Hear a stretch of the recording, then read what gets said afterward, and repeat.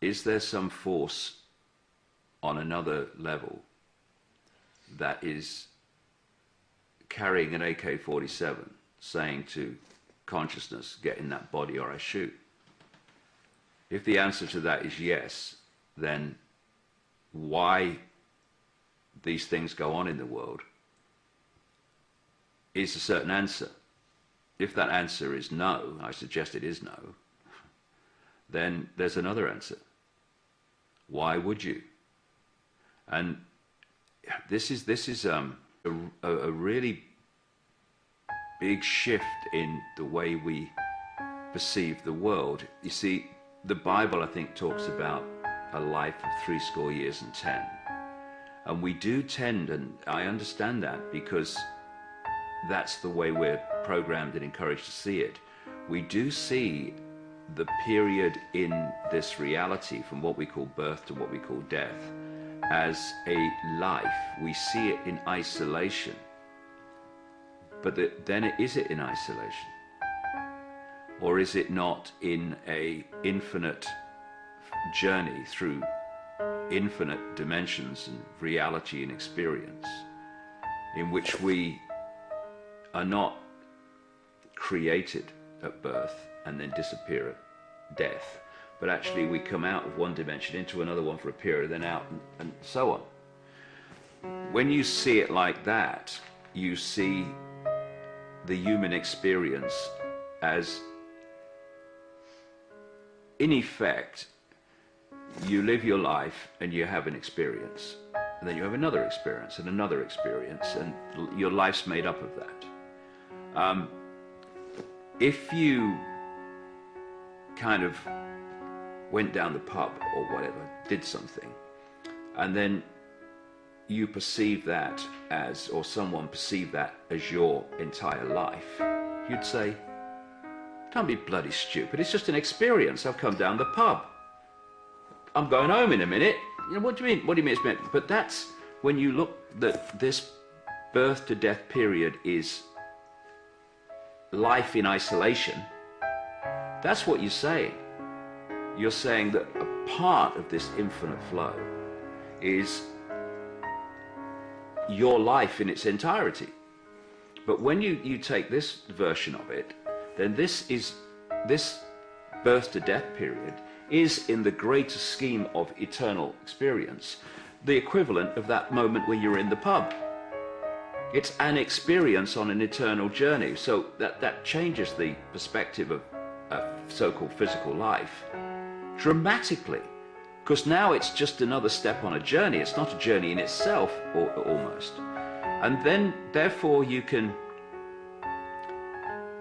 maybe perceive that experiences that we have within this part of the eternal journey we call a physical life can relate to many other parts of the journey we don't even know about in this physical body. And therefore the experiences we have between what we call birth and death can have a much, much more profound, a much deeper and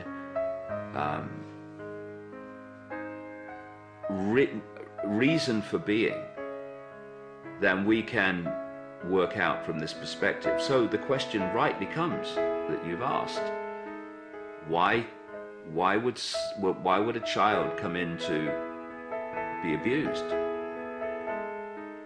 But then again, we don't know the long-term journey of that awareness, or why maybe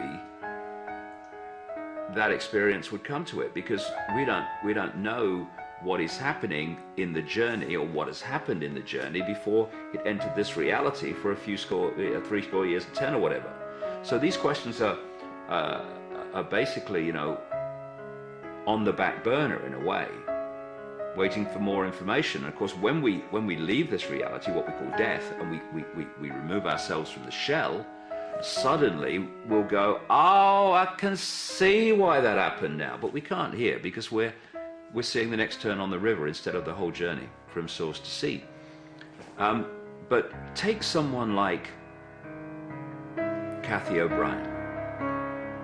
Cathy O'Brien had a horrendous childhood of unbelievable satanic and paedophile abuse and torture in mind control projects.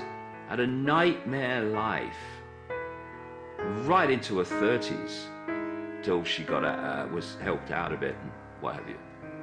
And I still we still communicate often. And I started to really understand the scale of what went on behind the scenes in terms of Satanism, pedophilia, torture, mind control. Initially, I've done enormous amounts of research since, but initially because of Kathy O'Brien and a book she wrote called Transformation of America. If she had not gone through that abuse and come out to tell the tale, we would be way back down the road in knowing what's going on behind the scenes. So in her case, and there'll be other reasons for different people, I guess, but in her case, or not I guess, there will be, her taking that nightmare has brought to public attention things that we would never have known about otherwise. And it's like in The Matrix, one of the Matrix movies, where Neo indicates to the Oracle he wouldn't have made that choice. He wouldn't have made the choice of this or whatever.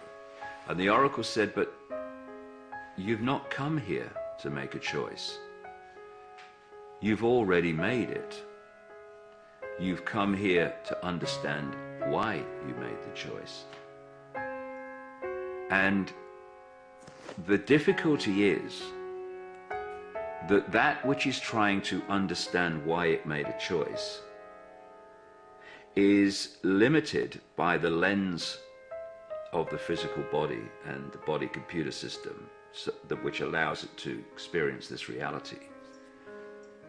And it's trying to understand a choice made in a state of disembodied consciousness and massively expanded consciousness. That's very difficult. It's like, again, using this analogy, it's like being in a canoe on the river. You can only see the next turn, and you're trying to understand a choice made by something that can see the whole journey from start to finish. I mean, it's very difficult.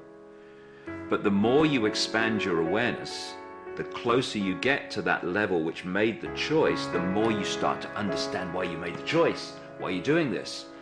And unfortunately, most people, it's changing, but most people are still in a closed-minded state where they will not even begin to understand the choice or even accept they've made one to experience something they don't like.